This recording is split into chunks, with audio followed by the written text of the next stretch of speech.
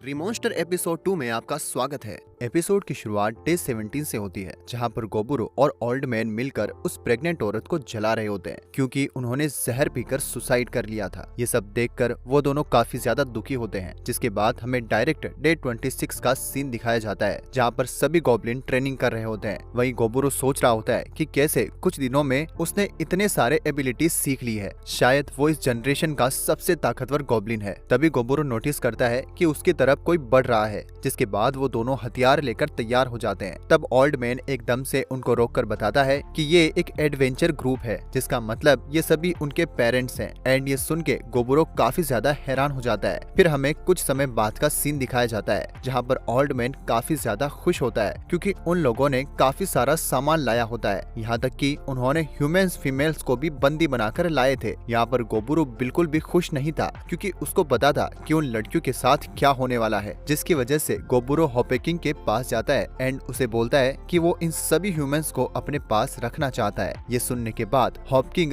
काफी ज्यादा गुस्से में आ जाता है एंड यहाँ तक कि उसे लड़ने की बात भी छेड़ देता है, जिस वजह से न्यू जनरेशन एंड पुराने गॉब्लिन्स दोनों अपने वेपन्स को लेकर लड़ने के लिए रेडी हो जाते हैं। तभी यहाँ दो फीमेल गॉब्लिन्स भी आती है जो कि ओल्ड जनरेशन से हैं एंड यहाँ पे वो बोलती है कि तुम दोनों को अपनी फाइट इस तरह नहीं लड़नी चाहिए। वो लोग उन दोनों को सिंगल लड़ने का सुझाव देती है, जिसमें कोई भी वेपन्स अलाउ नहीं होंगे एंड जो भी उसमें जीतेगा वही हॉपकिंग बनेगा। सभी लोग उनकी बातों से एग्री हो जाते हैं। फिर सीन शिफ्ट होता है एंड हमें दिखाया जाता है कि गोबुरो ने हॉपकिंग को बहुत बुरी तरह से मारकर जाल से बांध रखा है। ये देखकर ओल्ड मैन उससे पूछता है कि आखिर तुमने उस वेपन को कहां पर छुपा के रखा है, जिस पर गोबुरो बताता है कि वेपन उसके अंदर से निकलता है। गोबुरो की जीत पर उसके साथी काफी खुश होते हैं। ये सब देखकर फीमेल एल्डर्स भी काफी खुश होती है कि बच्चे अच्छे तरीके से ग्रो कर रहे हैं। एंड दूसरी तरफ गोबुरो सभी के बीच ये डिक्लेयर करता है कि वो आज से एक नया हॉपकिंग एंड उन सभी का लीडर है। इस बात पर सभी लोग एग्री भी हो जाते हैं, पर शायद पुराना हॉपकिंग इनसे ना खुश था। उसके बाद हमें दिखाया जाता है कि गोबुरो उन सभी ह्यूमंस फीमेल को एक जगह लाता है और उनको ये गारंटी देता है कि वो उनका पूरा ख्याल रखेगा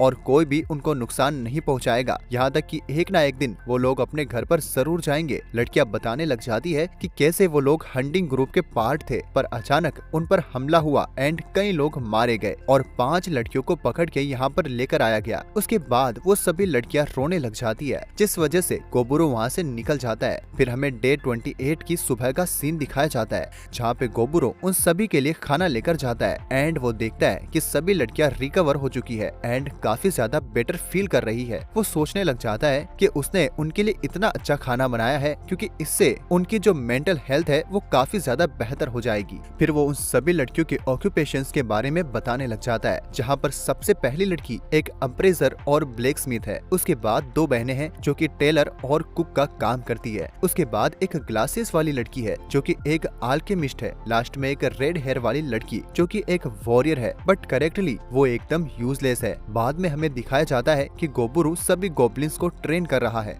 जिनमें ओल्ड जनरेशन के गॉब्लिन्स भी शामिल है। अगर वो लोग उसकी बातों को नहीं मानते तब वो उनको मारता है। वो बताता है कि कैसे कुछ दिनों के लिए वो लोग हंटिंग में नहीं गए थे। उन्होंने ट्रेनिंग सेशन और स्टडी सेशन भी रखा होता है। वो उनको अपने सारे रूल्स भी बताता है। इसके बाद हमें डे 30 का सीन दिखाया जाता है, जहाँ पे बारिश होने की वजह से गोबुची और गोबुरो दोनों एक ट्रेनिंग सेशन रखते हैं, जहाँ पे वो दोनों फाइट करते हैं। सभी लोग उनका मुकाबला देख रहे होते हैं। जिसके बाद जब गोबुरो रात को सोया होता है, अचानक उसकी नींद खुल जाती है एंड हमें दिखाया जाता है कि ओल्ड जनरेशन के गॉब्लिन्स ह्यूमन लड़कियों की तरफ बढ़ रहे हैं। तभी अचानक हमें काफी ज्यादा मारपीट की आवाज आने लगती है। लड़कियों की भी आंखें खुल जाती है एंड वो लोग देखते हैं कि गोबुरो उन सभी को बहुत ही ज्यादा बुरी तरीके से मार रहा है। गोबुरो पुराने लीडर को बोलने लग जाता है कि मैंने तुम्हें वार्निंग दी थी ना कि इसको टच मत करना, जहाँ पे वो बंदा उसी पे भड़कने लग जाता है। तभी वो एकदम से उसको किक मारकर नॉकआउट कर देता है। लड़कियां गोबुरो को देखकर काफी ज्यादा घबरा गई होती है, लेकिन गोबुरो उन सभी से इस चीज के लिए माफी मांगता है। ये देखकर वो लड़कियां एकदम से रोने लग जाती है। तभी यहाँ पर गोबुरो के साथी आ जाते हैं तब वो उस सभी को बोलता है कि लोगों को बाहर लेकर चलो, क्योंकि मैं सभी के सामने एक एग्जाम्पल सेट करना चाहता हूँ। उसके बाद वो सभी लोगों के सामने पुराने लीडर को बड़ी बेरहमी से उल्टा लटका कर मार देता है। इसकी वजह से वहाँ के लोगों के मन में डर बैठ जाता है। अब हमें डे 32 का सीन दिखाया जाता है जहाँ पे वो लोग एरो से घोड़े जैसे मॉन्स्टर पर हमला करते हैं, पर इस चीज का उस पर बिल्कुल भी असर नहीं होता, उन पर कोई भी फर्क नहीं पड़ता। फिर गोबुरो अपने स्ट्रिंग का इस्तेमाल करता है जिससे गोबुची और गोबुरु दोनों मिलके उसको मार देते हैं। उसके बाद जब गोबुरो उसको खाता है तो काफी सारी नई तरह की एबिलिटीज उसे मिलती है, जिसमें से एक काफी यूनिक होती है। उस पावर से वो एक बार में 3 हमले कर सकता है। ये पावर देखकर वो काफी ज्यादा हैरान होता है। जिसके बाद हमें रात का सीन दिखाया जाता है जहाँ पे गोबुरु जब सो रहा होता है तो अचानक रेड बालों वाली लड़की उसके पास आकर सो जाती है। गोबुरु उसको कुछ भी नहीं कहता क्योंकि उसे लगता है कि वो पिछले रात की वजह से अब तक डरी हुई है। डे 33 में हमें दिखाया जाता है कि मॉर्निंग में उठते ही गोबुरु काफी ज्यादा हैरान होता है क्योंकि उसके बगल में रेड बालों वाली लड़की के साथ गोबी में भी सोई हुई है। वो दोनों गोबुरु को तकिए की तरह यूज करते हैं। उसके बाद हमें दिखाया जाता है कि गोबी नाम के गॉब्लिन हाफ में इवॉल्व हो चुकी है एंड वो स्पोर्ट टीम में काम करती है। फिर हमें बताया जाता है वहाँ पर एक और यूनिट बनाया गया है। उसमें सबसे पहले आते हैं हैवी वॉरियर जिसका कैप्टन गोबुजी है। उसके बाद आता है लॉन्ग रेंज यूनिट